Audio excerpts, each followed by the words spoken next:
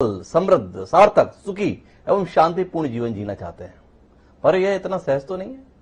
जीवन के पग पर संघर्ष और उन संघर्षों की भट्टी में तपकर कुंदन की तरह निखरकर समाज के सम्मुख आदर्श प्रस्तुत करने वाले करिश्मे का नाम ही प्रभु श्री राम है। राम धीरता के, वीरता के, गंभीरता के, संयम के, साहस के साक्षात स्वरूप रहे। नर से नारायण होने की उनकी यात्रा हमें रोमांचित भी करती है और अचंभित भी करती है।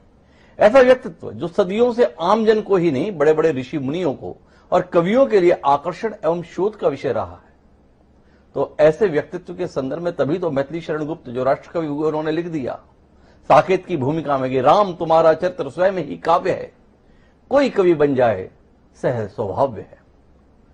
तो ऐसे विलक्षण व्यक्तित्व के विविध पहलुओं को सहजता से समझने के लिए हमारे साथ देश के सुप्रसिद्ध आध्यात्मिक गुरु पंडित विजय शंकर मेहता जी एक बार फिर साथ में हैं। रामनवमी के पावन दिवस पर इससे बेहतर क्या हो सकता है कि कुछ समय हम विजय शंकर मेहता जी के साथ उनके व्यक्तित्व, उनके कृतित्व के पहलुओं को समझने की दृष्टि से कुछ समय साझा करें। तो आपका बहुत बहुत स्वागत है पंडित जी। ऐसी व्यस्तता के दौर में आपने समय निकाला। कोरोना की महामारी से पूरा विश्व इस समय संत्रासग्रस्त है, राह खोज रहा है। उस राह के दौर में रामनवमी जैसा पुनीत पावन पर्व हमारे सामने है। राम तो स्वयं धीरता के प्रतीक रहे हैं। आपसे जानने में दिलचस्पी है, ऐसा राम के व्यक्तित्व में क्या रहा कि वाल्मीकि के सामान्य मनुष्य समझने वाले रामचंद्र तुलसीदास के दौड़ते दौड़ते दौर तक पहुंचते पहुंचते सर्वशक्तिमान प्रभु श्री रामचंद्र के रूप में हमारे हृदय में स्थित हो गए। थोड़ा उस यात्रा के संदर्भ में प्रकाश आपके माध्यम से मिले।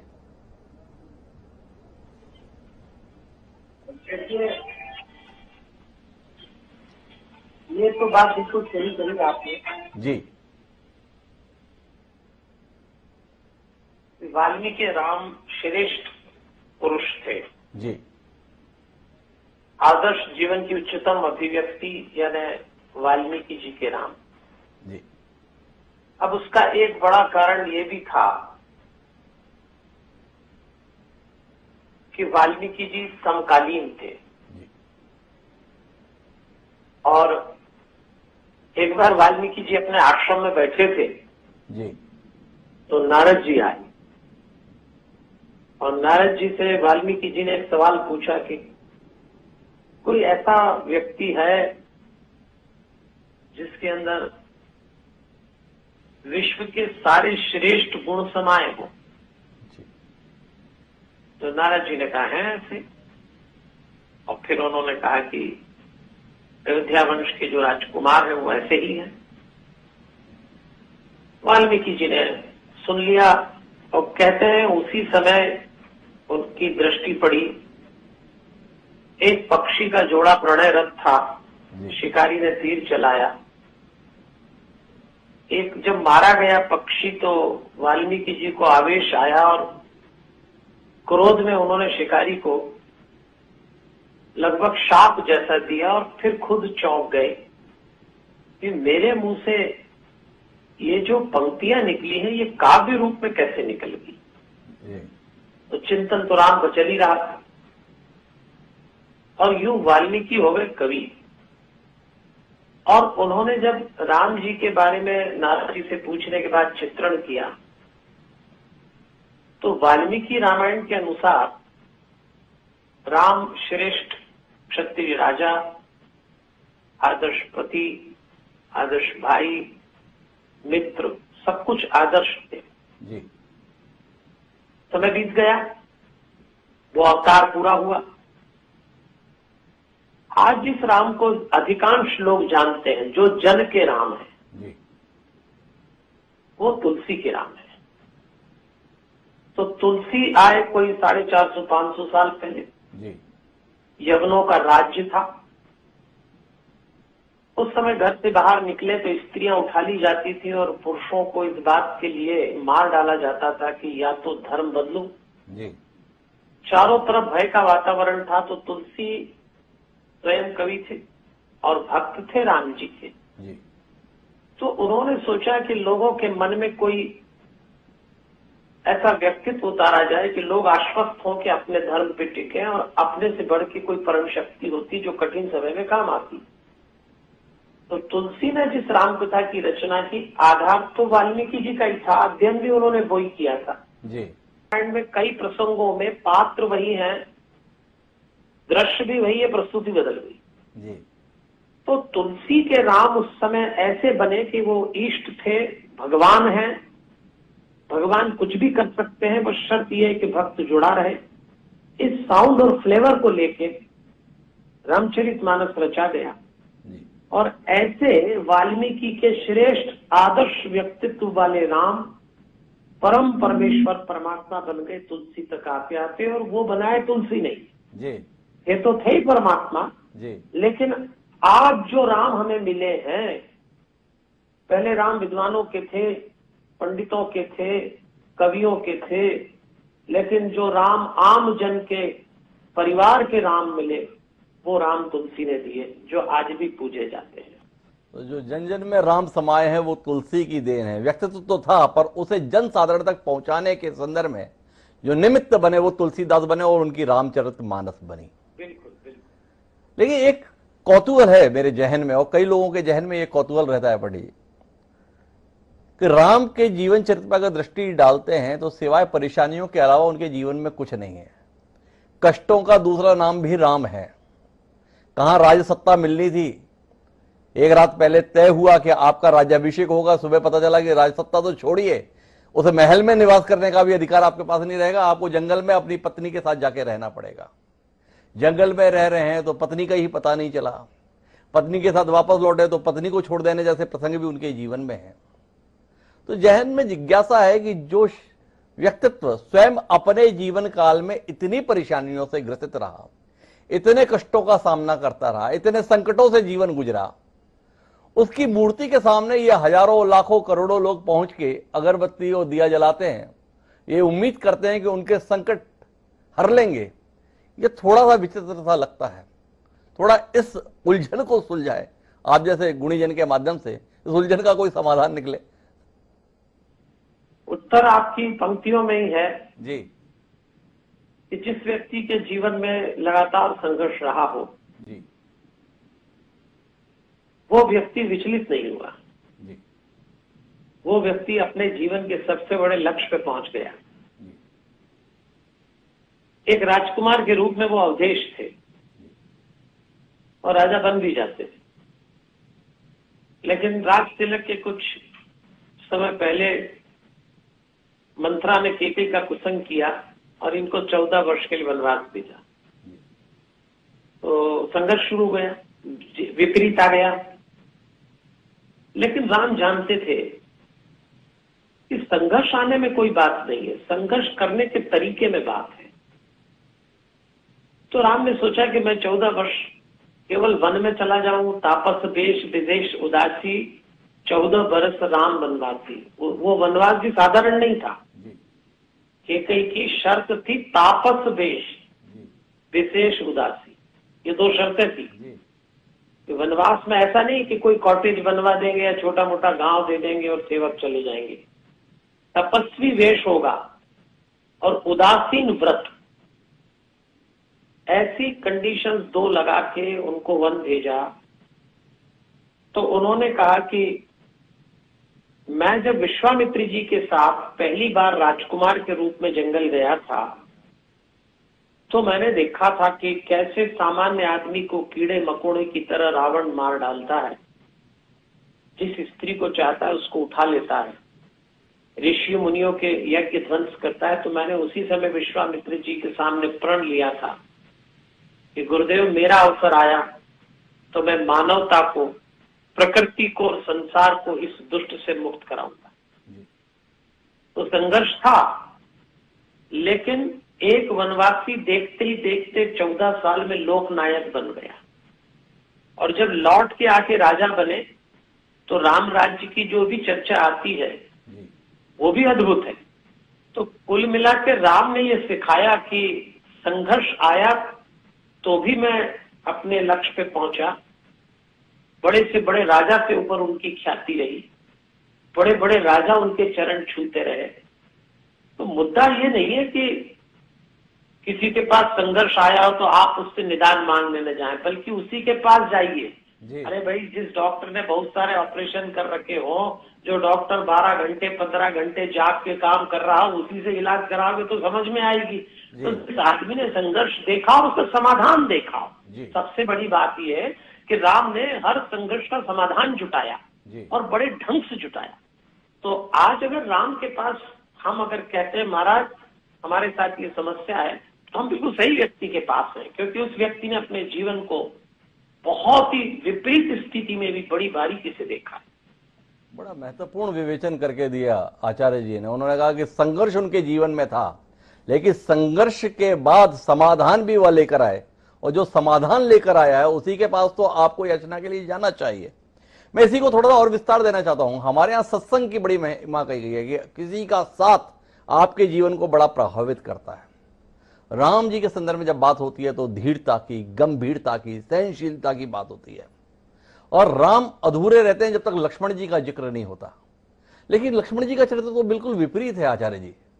वो तो कब गर्म हो जाए भरोसा नहीं रहता है, किस पे अविश्वास कर जाए इसका संदेह रहता है। वो तो भरत जी पे भी अविश्वास कर लेते हैं, ये दृश्य भी हम देखते हैं। तो ये थोड़ा सा रोशनी डालेंगे। राम जी के साथ जिन्होंने अपना पूरा जीवन लगाया, इसके बावजूद भी उनके व्यवहार में ये उग्रता बनी रही, तो आम आदमी के संदर्भ में लोग ये अपेक्षा क्यों रखते हैं, यार तुम इतने समय तक उनके साथ रह रहे थे फिर भी नहीं सुधरे, और लक्ष्मण जी उनके साथ में रहते हुए भी इतने तेवर में रहे, तो हम निरीह लोगों से लोग इतनी अपेक्षा क्यों कर लेते हैं। ये सहज जिज्ञासा है। ये बात सही है कि लक्ष्मण जी आवेशित स्वभाव के थे जी, लेकिन चूंकि लक्ष्मण जी का यही चित्रण दिखता है जी, तो लोग मान लेते हैं। लेकिन लक्ष्मण जी राम जी जितने ही धीर गंभीर थे जी, और उग्रता, आवेश, जी, ये सब लक्ष्मण जी की जो विशेषता थी, जी, तो राम जी जानते थे कि मुझे मेरे जीवन में कई भूमिका ऐसी भी निभाना है जब इसी पात्र की जरूरत पड़ेगी। मैंने आपको एक शब्द बोला है जी, राम परिवार के राम हैं। तो राम और लक्ष्मण परिवार में जीने के लिए बहुत बड़ा मैसेज है। एक छत के नीचे पति पत्नी, भाई बहन, माता पिता, बच्चे जब रहते हैं, सबके स्वभाव विपरीत होते हैं। कोई उत्तेजक होता है, कोई तीव्र प्रतिक्रिया, कोई जल्दी प्रतिक्रिया, कोई शांत है, कोई जवाब ही नहीं देता, कोई बोलना ही बंद नहीं करता। यही घर है। तो क्या लड़ाई कर लेंगे या घर तोड़ लेंगे? राम और लक्ष्मण का स्वभाव विपरीत था, लेकिन दोनों एक साथ रहे। सबसे बड़ा मैसेज तो यही है, परिवार के राम इसीलिए है कि सीखा जाए राम और लक्ष्मण से कि दो विपरीत वृत्ति, दो विपरीत, कभी कभी तो विचार भी विपरीत, लेकिन उसके बाद भी एक दूसरे के लिए जीने की जो तमन्ना थी, ये इन पात्रों का सबसे बड़ा संदेश आज परिवार में है। जरा सी बात पे हमको लगता है इसके साथ हम नहीं रह सकते, उसके साथ, अरे ये दोनों एक साथ रहे, अब ये तो मेरे। लेकिन राम जब रोए सीता जी के अपहरण के बाद, तो बड़ा आश्चर्य होता है कि लक्ष्मण जैसा व्यक्तित्व राम को कैसे समझाते हैं।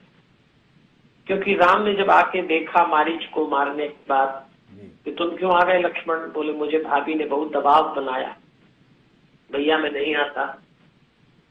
तो राम ने कहा अनिष्ट हो गया, चलो जल्दी चले। आश्रम आके देखा, कुटिया उजाड़ थी, रावण अपहरण कर चुका था। तो राम ने जब ये दृश्य देखा तो राम बहुत रोए थे, और इतना रोए थे कि हिरण को पकड़ के पूछते हैं सीते कहाँ, क्योंकि राम लीला 100% कमिटेड होके निभाते थे। तो एक पति के रूप में बड़ी सहज भूमिका थी कि मेरी अर्धांगिनी का अपहरण हो गया। तो राम पेड़ों से लिपट गए थे, पूछत चलत लता तरु पाती, पत्तों से पूछ रहे, पेड़ से पूछ रहे, विचलन हो गए। तब एक पंक्ति हुई, लक्ष्मण समुझाए बहु भांति।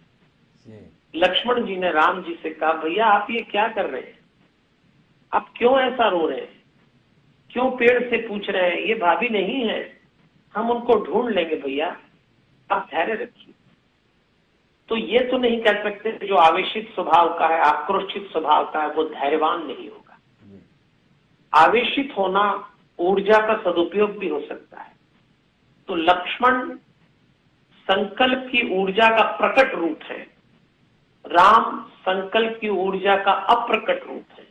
हर व्यक्ति में ये गुण होता है, कोई प्रकट कर देता है, कोई तो हमारे भीतर एक कैरेक्टर होना चाहिए। जरूरत पड़ने पे हम राम की तरह धीर गंभीर कम बोलें और जरूरत पड़ने पे हम लक्ष्मण की तरह प्रतिक्रिया भी व्यक्त कर दें। ये व्यक्तित्व का संतुलन है दोनों पात्रों में।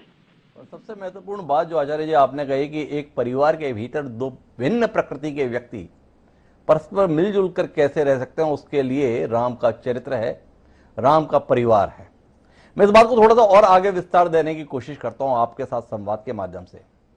रामचंद्र जी का जब जिक्र होता है तो उनके साथ में जो संबोधन दिया जाता है वो मर्यादा पुरुषोत्तम का दिया जाता है। ये मर्यादा पुरुषोत्तम की जो उपमा उनके साथ में जोड़ी गई है, थोड़ा इसको विस्तार देंगे आप? मर्यादा का अर्थ होता है कि जो जीवन आप जीते हैं उसमें जो कोड ऑफ कंडक्ट है हर एक लाइफ का जी। तो जैसे यूं समझे कि अगर किसी का बाइफिकेशन करें तब भी और अब भी, तो 4 तरह के जीवन हम जीते हैं जी। एक हमारी प्रोफेशनल लाइफ होती है, आप राजा हैं, मंत्री हैं, नौकरशाह हैं, व्यापारी हैं, डॉक्टर हैं, इंजीनियर हैं, ये नौकरी करते हैं, व्यापार करते हैं, ये आपकी प्रोफेशनल लाइफ। राम की प्रोफेशनल लाइफ ये थी कि वो राजा थे, क्षत्रिय थे। दूसरी एक आपकी सोशल लाइफ होती है जी। समाज में, जिस समाज में आप रहते हैं। जैसे आज समाज बहुत संकट में है तो कोई अपने अपने ढंग से सब सेवा कर रहे हैं, भेदभाव मिटाया जाए। सबसे बड़ी दिक्कत ये, समाज से भेदभाव मिटना चाहिए। जैसे आज ही आप देखें, भारत अचानक पिछले 1 साल में अचानक 2 भारत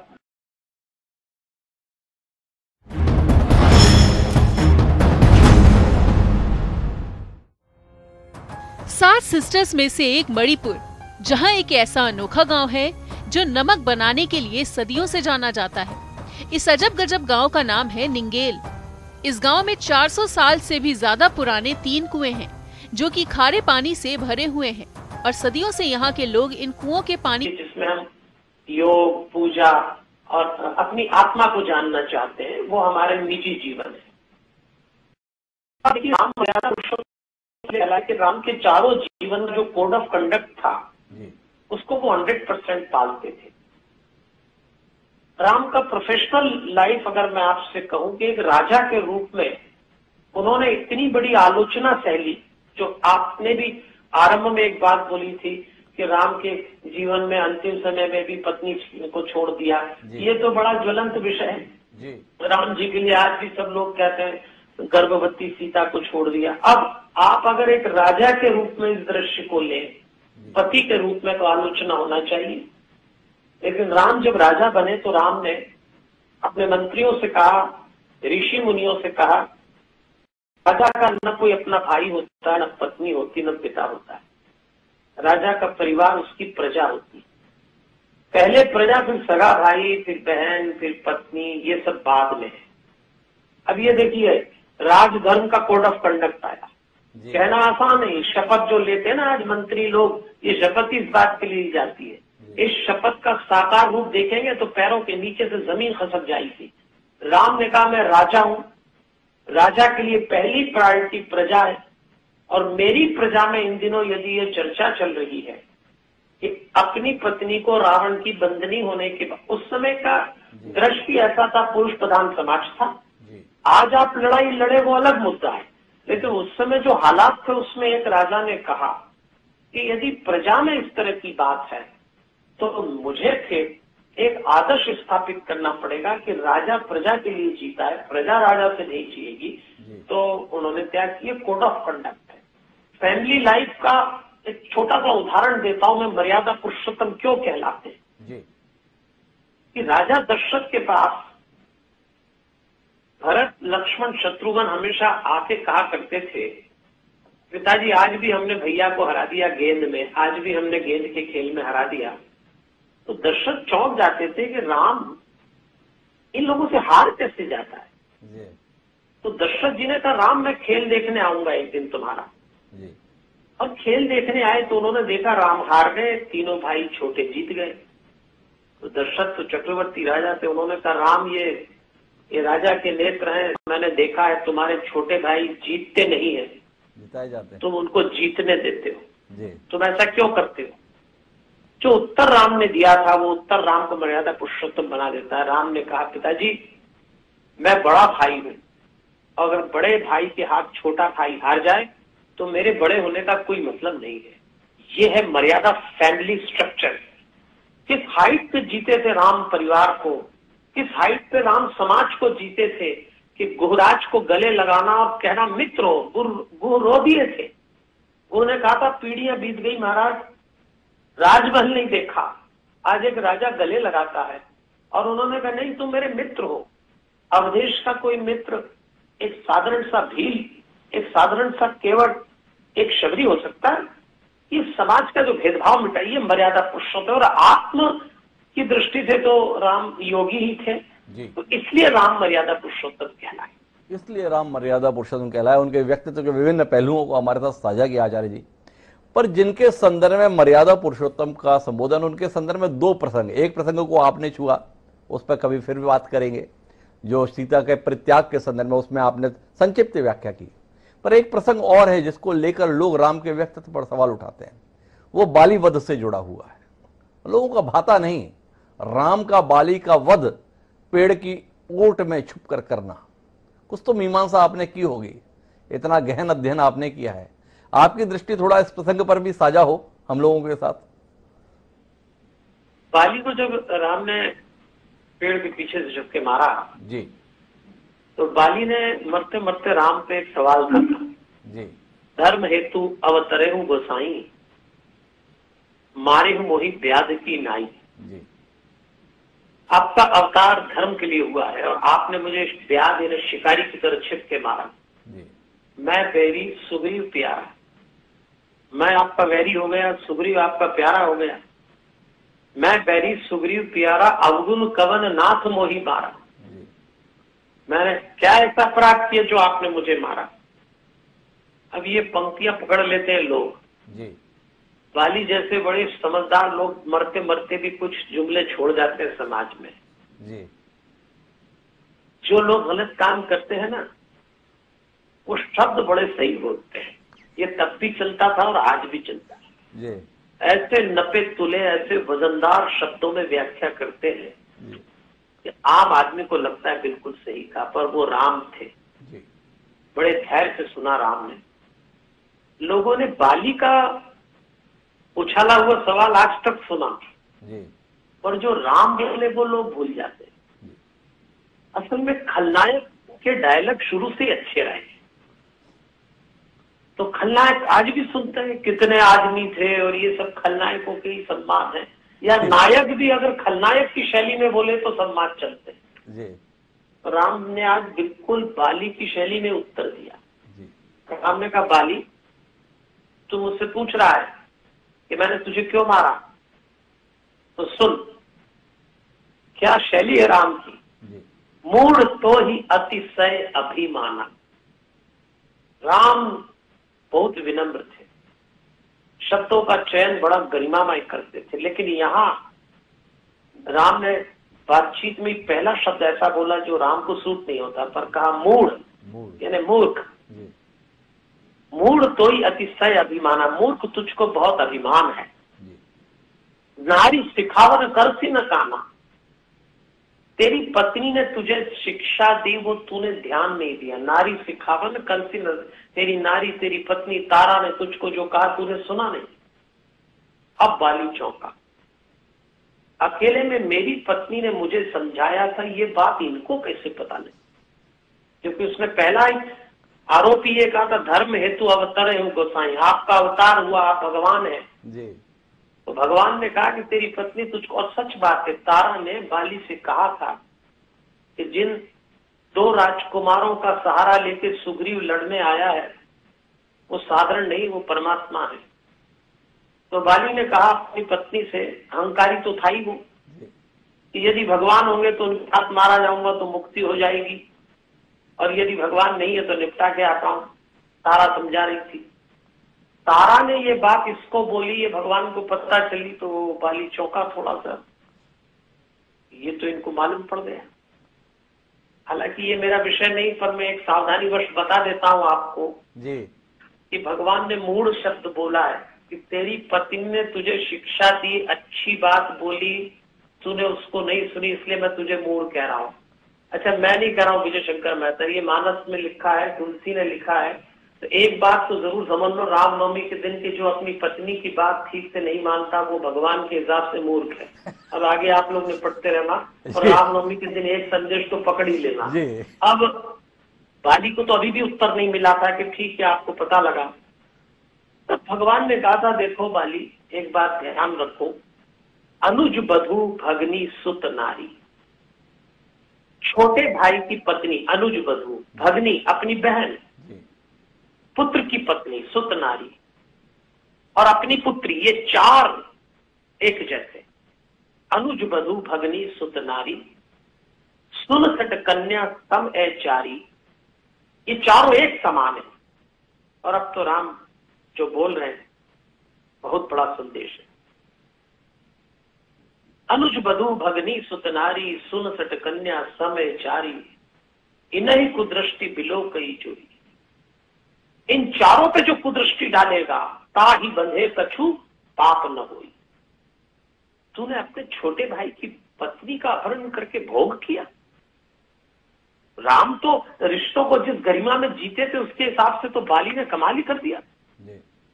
तो राम ने कहा कि तेरा वध इसलिए हुआ है। लेकिन फिर भी राम ने उनसे कहा कि बाली तूने पूछा है तो सुन ले, मुझे दोहरे तरीके के जीवन जीने वाले लोग अच्छे नहीं है। तू दो बात कर रहा है मरते मरते, एक तो तू बोल रहा धर्म हेतु अवतार गोसाई, एक तो तू मुझे अवतार मानता है, फिर कहता है छुप के मारा। तो दोनों उत्तर देता हूं। यदि मैं अवतार हूं तो मैं इस संसार का सबसे बड़ा न्यायाधीश हूं। अवतार माना तूने, भगवान माना। और न्यायाधीश किसी को जब मृत्यु दंड देता है तो फांसी का फंदा खुद आके नहीं लगाता, उस समय वो अदृश्य होता है। तो तुझे मृत्यु दंड देते समय मैं दिखूं ये बिल्कुल जरूरी नहीं है। दूसरी बात, फिर तू कहता है शिकारी की तरह छुप के मारा, तो मुझे तुझसे युद्ध करना था। युद्ध का नियम है कि अपने प्रतिद्वंदी की समूची शक्ति का ज्ञान होना चाहिए। तो मुझे तेरी शक्ति का ज्ञान था कि तुझे यह वरदान है कि तेरे सामने यदि कोई योद्धा आया तो उसका आधा बल तेरे भीतर आ जाएगा। तो यदि तू मुझे सामान्य योद्धा मानता है तो मैं मूर्ख लीजिए, ये मेरा बेटा है, मैं तो मर रहा हूं, पर अपना दास बना लीजिए। कोई व्यक्ति मरते मरते जिसके हाथ से मरा उसको अपनी संतान सौंपेगा, तभी सौंपेगा जब उसको ये भरोसा हो जाएगा कि मेरी मृत्यु इन्होंने बिल्कुल ठीक दी है, ये मेरी संतान है। तो ये एक आपकी बात का उत्तर था। ये पूरी व्याख्या है उसके संदर्भ में किस आधार पर राम को मर्यादा पुरुषोत्तम कहा गया है कि जिसका वध राम के हाथों हुआ उसने भी जाते जाते इस दुनिया से अपने पुत्र को सुरक्षित चाहा तो राम के हाथ में देकर ही चाहा। और इसी के साथ में इसी प्रकार का एक दृश्य रावण के वध के समय का भी है, उसकी भी थोड़ी सी मीमांसा आपसे अपेक्षित है। राम परम ज्ञानी थे, ज्ञान की कोई कमी नहीं थी। लक्ष्मण उनके प्रति अत्यंत सेवा भाव रखते थे, पर इसके बावजूद भी जब अंत समय आया तो प्रसंग आता है कि लक्ष्मण को ज्ञान प्राप्ति के लिए राम जी ने रावण के पास भेजा। थोड़ा इस प्रसंग की भी कोई व्याख्या आपके माध्यम से हमारे दर्शकों से साझा हो कि क्या ऐसा संदेश प्रभु श्री राम ने देना चाहा था जिसके चलते ये दृश्य घटित होता है। देखिए, वाल्मीकि रामायण और तुलसी रामायण में तो इस दृश्य की चर्चा नहीं है जी, लेकिन अन्य कई रामायण है, कंब रामायण, आनंद रामायण, तो ये लोक देवता है कि जब रावण अंतिम सांसें गिन रहा था तो राम जी ने लक्ष्मण से कहा था, लक्ष्मण रावण जैसे लोग दुनिया में दोबारा नहीं आते जी। इसकी विद्वत्ता निर्दोष है। एक विद्वत आदमी का आचरण दोषपूर्ण हो सकता है जी। तो राम कहते हैं, लक्ष्मण मेरा मन है कि तुम एक बार इसके पास जाओ और इससे कुछ संदेश ले लो जी। कहते हैं लक्ष्मण उनके पास गए और ये तो सब जानते हैं कि लक्ष्मण सिर के पास खड़े हो गए और लक्ष्मण ने प्रश्न पूछा था कि राक्षस राज तुम्हें अब कैसा लगा? तुम दुनिया से जा रहे हो, तुमने पूरी दुनिया जीती है और भोगी है। एक दुनिया जीतना अलग है, दुनिया भोगना अलग है, तुमने दोनों ही काम किए, कैसा लगा? तो रावण ने कहा, लक्ष्मण मैं कोई उत्तर नहीं दूंगा, मैं जिस व्यक्ति के हाथ मारा गया हूं मैं उस व्यक्ति का मान भी करता हूं, तुम अभी चाहो। उत्तर नहीं दिया। लक्ष्मण आए। लक्ष्मण को वैसे भी कोई इंटरेस्ट तो था नहीं रावण से बात करने में, तो राम जी के कहने के थे जी। तो राम जी से जब उन्होंने कहा कि उसने मुझे कोई उत्तर नहीं दिया, तो राम तो बहुत गहरे व्यक्ति थे। राम जानते थे ऐसा नहीं हो सकता। तो राम ने पूछा था कि लक्ष्मण तुम कहाँ खड़े थे? तो उसके सिर के पास। ये चूक हो गई, दोबारा जाओ लेकिन पैरों की तरफ खड़े रहो। मेरा उद्देश्य है कि तुम उससे कुछ ज्ञान की बात ले लो और तुम्हारे माध्यम से संसार ले जाए। आदमी तो विद्वान था। लक्ष्मण गए। लक्ष्मण समझ गए कि रावण ने मुझे वापस क्यों भेजा, और रावण भी समझ गया कि राम ने लक्ष्मण को वापस क्यों भेजा। जब आप किसी से ज्ञान प्राप्त करना चाहें तो आपका स्तर विनम्रता का होना चाहिए। आपको नीचे के लेवल पे आना है। और प्रश्न फिर वही दोहराया गया कि राक्षस राज कैसा लग रहा था जीवन के अंतिम समय में। तब रावण ने कहा था, लक्ष्मण तुम्हारे माध्यम से मैं 3 बातें कहना चाहूंगा। पहली चीज, अपने शत्रु को कभी छोटा मत समझना। मैंने समझा, ये मुझसे भूल हुई। दूसरा, शुभ कार्य को कभी टालना मत। एक समय के बाद मैं शुभ कार्य टालता रहा। और तीसरा, अपने जीवन का कोई रहस्य कभी किसी को मत बताना। मेरा एक रहस्य विभीषण को मालूम था और यही मेरी मृत्यु का कारण था। ये 3 संदेश मरते मरते वो दे के गया था और प्रैक्टिकली बड़े काम के हैं आज भी। तो राम तो चाहते ही थे कि विद्वान तो है ही वो, तो राम का दोनों काम हो गया। लोग जान गए कि रावण विद्वान है, और लोग ये भी जान गए कि विद्वान से विद्वान व्यक्ति जब दुर्गुणों में उतर जाता है तो उसकी हालत रावण जैसी हो जाती है। ये थी इसमें मैसेज। अपनी विद्वत्ता का कभी दुरुपयोग मत करिएगा। एक और सवाल आपके साथ में, जो आपका पसंदीदा विषय है उनके साथ जोड़ते हुए, वो हनुमान जी के साथ जोड़ते हुए, 2 पूर्ण अवतार मिलते हैं हमें पौराणिक साहित्य के अंतर्गत। एक राम का चरित्र मिलता है, एक कृष्ण का चरित्र मिलता है। राम जी के साथ में विभिन्न पात्र हुए, कृष्ण जी के साथ में विभिन्न पात्र हुए, पर राम के साथ सेवारत रहे हनुमान जी स्वयं भगवान स्वरूप में आ गए।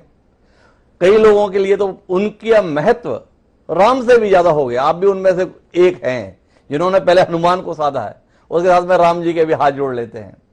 लेकिन कृष्ण जी के साथ में भी तमाम लोगों ने समय बिताया। उद्धव जी ने बिताया, अर्जुन ने बिताया, सुदामा का चरित्र भी आया। पर जो महिमा हनुमान जी की बनी वो कृष्ण जी के साथ किसी की ना बन सकी। इस पहलू को समझना चाहता हूं, थोड़ा आपके माध्यम से विवेचन हो कि ऐसी कृपा हनुमान जी को ही क्यों मिली।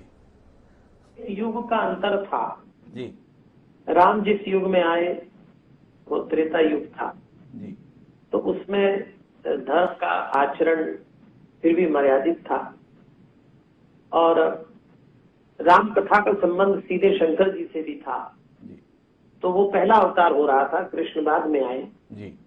तो शंकर जी ने कहा कि मैं भी अपना अंशावतार लेके इस अवतार की सेवा करूंगा जी। और वो हनुमान बने जी।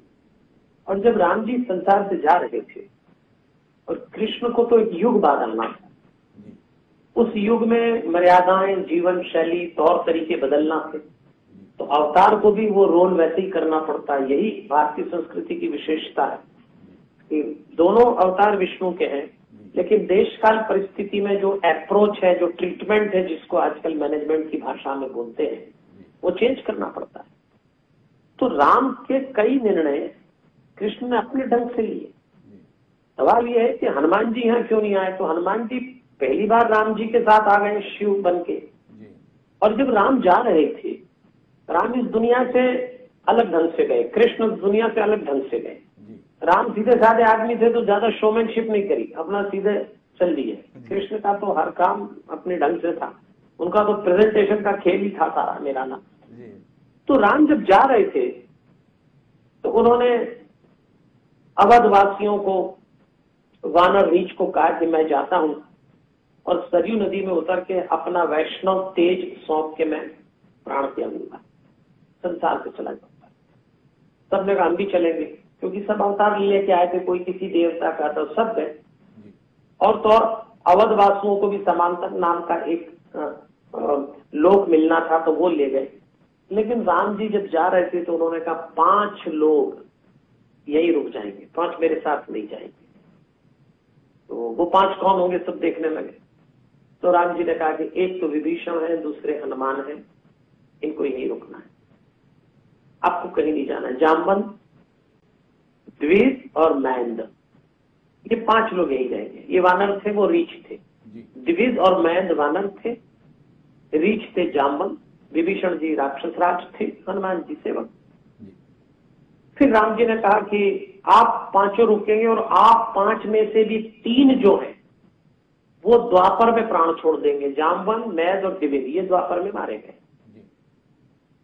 विभीषण और हनुमान तुमको संसार में रहना है।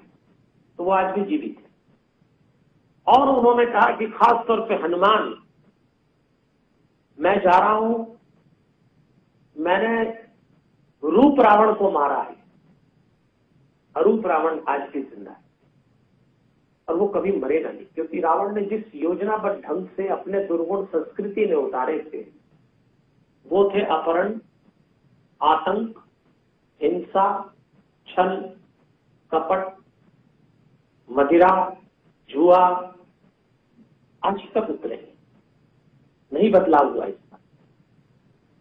तो राम जी ने कहा था हनुमान मेरे भक्तों की रक्षा की जिम्मेदारी मैं तुझे छोड़ रहा हूं, मैं जा रहा हूं पर तुझे रुकना पड़ेगा। तो हनुमान जी ने हाथ जोड़ के कहा था महाराज, जहां आपका सत्संग होगा, जहां परमात्मा का नाम लिया जाएगा और जहां भगवान के भरोसे की परीक्षा होगी, मैं इस संसार में रह के पूरा करूंगा।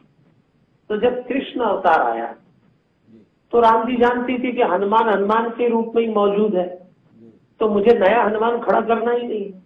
अच्छा, कृष्ण जी को भी मालूम था कि भगवान राम ने जब कृष्ण का अवतार लिया तो बहुत सारे काम जो हनुमान ने किए वो राम तो कर नहीं सकते थे, जैसे लंका जला दी और भी दूसरे काम किए।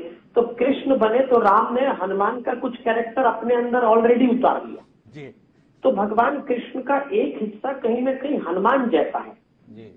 वो कई प्रसंग है जब कृष्ण कथा होती है तो भी राम जी या आप कृष्ण जी की बात कर रहे हैं, तो जब कृष्ण जी को ऐसा लगा कि मेरे जीवन का सबसे बड़ा अभियान जब हो महाभारत का, धर्म की संस्थापना के लिए जब मैं सबसे बड़ा अनुष्ठान करूं, तो अर्जुन के रथ की ध्वजा पे हनुमान तुम्हें बैठना पड़ेगा।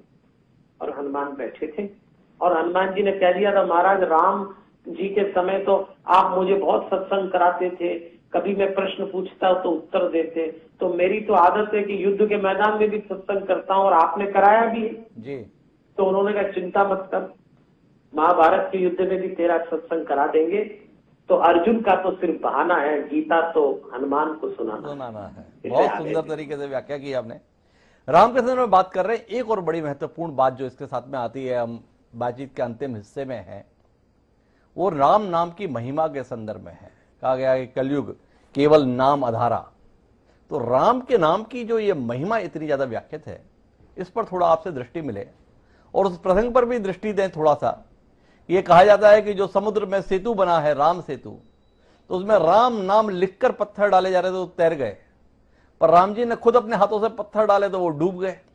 थोड़ा विचित्र सा लगता है, जिसके नाम से तैर जा रहा है वो खुद प्रयास कर रहा है तो डूब जा रहा है।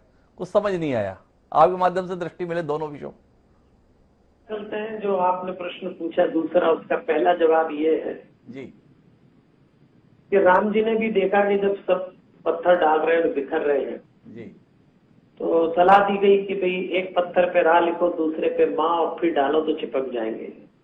कहीं ऐसा भी कहते हैं कि एक पे राम लिखो, एक पे सीता, तो पत्थर बिखरेंगे नहीं, चिपक जाएंगे, ऐसे चिपके वो।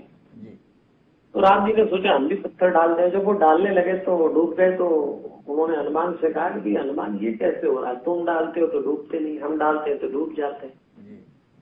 तो हनुमान जी ने कहा था महाराज आप मत डालिए, क्योंकि आप जिसको छोड़ देंगे उसको फिर डूबना ही है। आपका काम पकड़ने का, ये छोड़ने का हम करते रहेंगे। ये एक आध्यात्मिक उत्तर है जी। भगवान फिर जिसको छोड़ दे जी, तो फिर वो कैसे बचेगा इस सागर में, वो तो डूबना ही है जी। दूसरी बात यह है कि राम नाम में जो प्रभाव है, ऐसा नहीं कहेंगे कि राम नाम है, हर प्रभाव गुरु मंत्र में भी वही प्रभाव है। तो कोई शब्द या तो लीला से गुजर जाए या तपस्या से गुजर जाए तो उस शब्द में प्रभाव आ जाता है प्रकृति की कॉस्मिक ऊर्जा का, और वो शब्द पावरफुल हो जाता है। फिर वो गायत्री मंत्र हो, हनुमान चालीसा हो। आज हनुमान चालीसा को मंत्र क्यों मानते हैं? क्योंकि हनुमान जी का शब्द अवतार है। तो राम का देहा अवतार तो अयोध्या पुत्र है, पर राम का जो शब्द अवतार है वो शब्द में है, राम में। तो जब भी हम किसी भी देवता की शक्ति का अपने से जुड़ाव करके विश्वास कर लेते हैं तो उस देवता की सारी शक्ति उस मंत्र या उस शब्द में आ जाती है। तो इसलिए राम नाम प्रभावी हो जाता है। शब्द की शक्ति को महिमा मंडित किया है। एक और सवाल जो आपके साथ में है वो इसलिए है कि राम राज की संदर्भ में बड़ी चर्चा होती है पंडित जी। राज हो तो राम राज जैसा हो, कभी उपमा भी देना होती है तो ये कहा जाता है कि ऐसा बता रहे हैं मानो राम राज आ गया हो। पर जितना भी मैंने अध्ययन किया है उसमें राम राज को लेकर बहुत ज्यादा लिखा पढ़ा मुझे मिला नहीं, पर उसकी महत्ता सर्वव्यापी है। मतलब सब कुछ अच्छा था, इसका मतलब राम राज था। इसमें थोड़ी दृष्टि डाले, क्या था राम राज?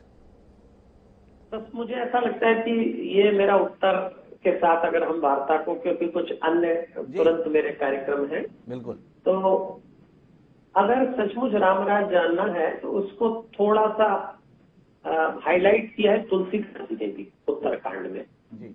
और हम उसको पढ़े तो पूरा डिटेल निकल के बाहर आ जाते हैं कैसा रहा होगा। और वाल्मीकि जी ने तो बहुत अच्छे से किया है। तो आप वाल्मीकि रामायण का जब उत्तरकांड पढ़ेंगे तो उसमें राम राज्य की चर्चा आती है। आज भी राम राज्य दो दृष्टि से बोला जाता है। एक तो बहुत ही सुगठित, सुव्यवस्थित और सफल व्यवस्था है राम राज्य की, क्योंकि राम राज्य में असमय मृत्यु नहीं होती, राम राज्य में अकाल नहीं पड़ता, राम राज्य में हर आदमी बड़े आराम से काम करता था।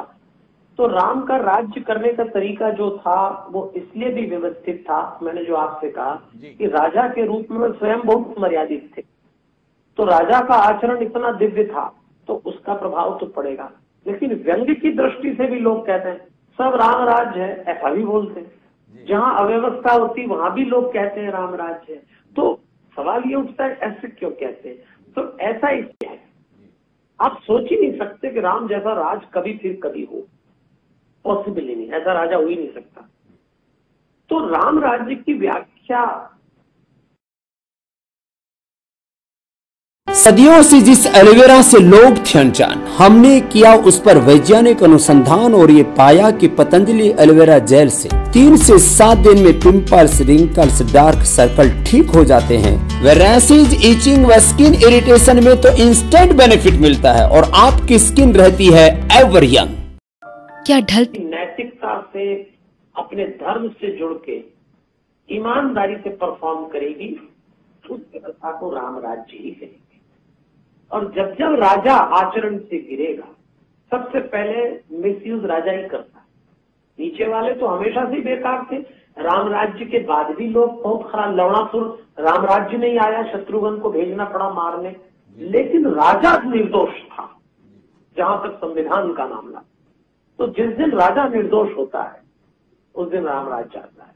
और जिस दिन राजा खुद ही मैनिपुलेशन करेगा, खुद ही करप्शन करने की कोशिश करेगा, इसलिए राम ने जो अमल किया, इसलिए राम तो कहते हैं, अपने अमल शब्द आता है ना कि उसने किस पे अमल किया, तो राम तो कहते हैं मेरे अमल का क्या हिसाब देता, मेरे अमल का मैं क्या हिसाब देता, सवाल ही सारे गलत थे, क्या जवाब देता है। क्या बहुत सुंदर। तो समझना मुश्किल है थोड़ा सा, लेकिन मैं जो आपने पूछा, जो मेरी मर्यादा, जो मेरी सीमाएं थी, जितनी मेरी बुद्धि थी, मैंने उत्तर देने का प्रयास किया। आपने कई शंकाओं का समाधान इसके माध्यम से किया। अब हम अपनी बातचीत को समापन कर रहे हैं। जिस परिस्थिति से इस समय पूरा विश्व गुजर रहा है उसकी शुरुआत में भी चर्चा की थी। कोरोना काल के दौर में हर व्यक्ति हताश है, परेशान है, निराश है, दुखी है, क्लांत है। रामनवमी के पर्व पर जो धूमधाम रहती थी उसका अभाव भी मंदिरों में है, कारण किसी से छुपा हुआ नहीं है। ऐसे अवसाद के क्षणों में पंडित विजय शंकर मेहता जी इस कार्यक्रम के माध्यम से क्या संदेश देना चाहेंगे? कुछ ऐसा जो लोगों के मनोबल को ऊंचा उठा सके। कठिन समय आया है, इंसानियत ने ऐसा टाइम नहीं देखा पहले। एक तरफ जीवन दांव पे लगा, एक तरफ जीविका। लेकिन हम लोग संसार में रहते हैं, तो मुझे याद आता है मुझसे जब इस तरह के सवाल पूछते हैं कि 7 अजूबे बड़े मशहूर है अपनी दुनिया में। 7 अजूबे कहते हैं ना जी।